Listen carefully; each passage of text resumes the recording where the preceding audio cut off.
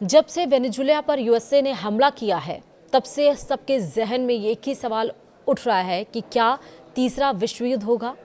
क्योंकि मादुरो जब गिरफ्तार हुए तो किम जोंग के माथे पर पसीना आ गया। मिसाइल दागकर ट्रंप को उसने ललकारा है। इसी से अब उठ रहा है सवाल कि क्या तीसरा विश्व युद्ध होगा।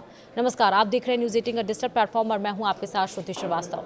वेनेजुएला के राष्ट्रपति निकोलस मादुरो को अमेरिका ने देश के भीतर घुसकर गिरफ्तार कर लिया है और इस कार्रवाई के बाद पूरी दुनिया में भू राजनीतिक तनाव तेज हो गया है। अमेरिका के इस कदम को कोई देश अंतर्राष्ट्रीय कानून का खुला उल्लंघन बता रहे हैं, मतलब कई सारे देश। तो वहीं अमेरिका के विरोधी देश इशारों इशारों में जवाबी कार्रवाई की चेतावनी देने लगे हैं और इसी कड़ी में अब उत्तर कोरिया ने अमेरिका को सीधा संदेश देने के लिए मिसाइल लॉन्च कर दी है।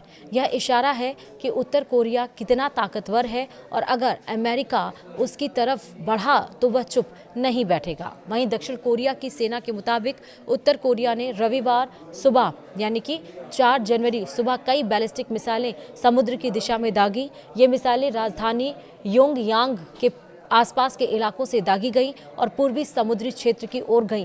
हालांकि मिसाइलों की रेंज और सटीक क्षमता को लेकर फिलहाल कोई विस्तृत जानकारी साझा नहीं की गई है।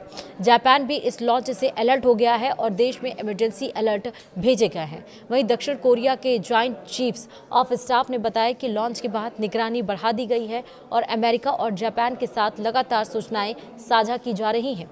वहीं जापान के रक्षा मंत्रालय ने भी मिसाइल लॉन्च की पुष्टि की है, हालांकि किसी नुकसान की खबर नहीं है। वहीं अमेरिका ने मिसाइल लॉन्च पर क्या कहा है, चलिए बताते हैं। यह मिसाइल परीक्षण ऐसे वक्त पर हुआ है जब वैश्विक स्तर पर अमेरिका पहले ही वेनेजुएला को लेकर घिरा हुआ है। अमेरिकी राष्ट्रपति डोनाल्ड ट्रंप ने दावा किया है कि अमेरिकी बलों ने बड़े पैमाने पर सैन्य कार्रवाई के बाद मादुरो को हिरासत में लिया है और इसके बाद से रूस, चीन और ईरान जैसे देश अमेरिका की मंशा पर सवाल उठा रहे हैं।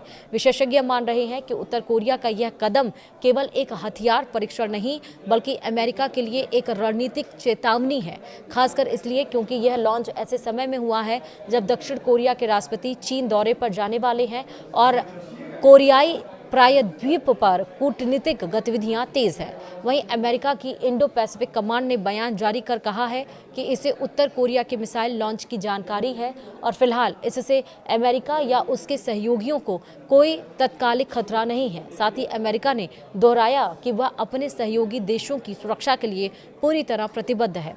गौरतलब है कि इससे पहले भी उत्तर कोरिया ने क्रूज मिसाइल परीक्षण किए थे और अपनी पहली न्यूक्लियर पावर्ड पनडुब्बी के निर्माण की तस्वीरें जारी कर दुनिया को चौंकाया था। अब वेनेजुएला संकट के बीच यह मिसाइल लॉन्च संकेत देता है कि वैश्विक शक्ति संतुलन तेजी से अस्थिर होता जा रहा है।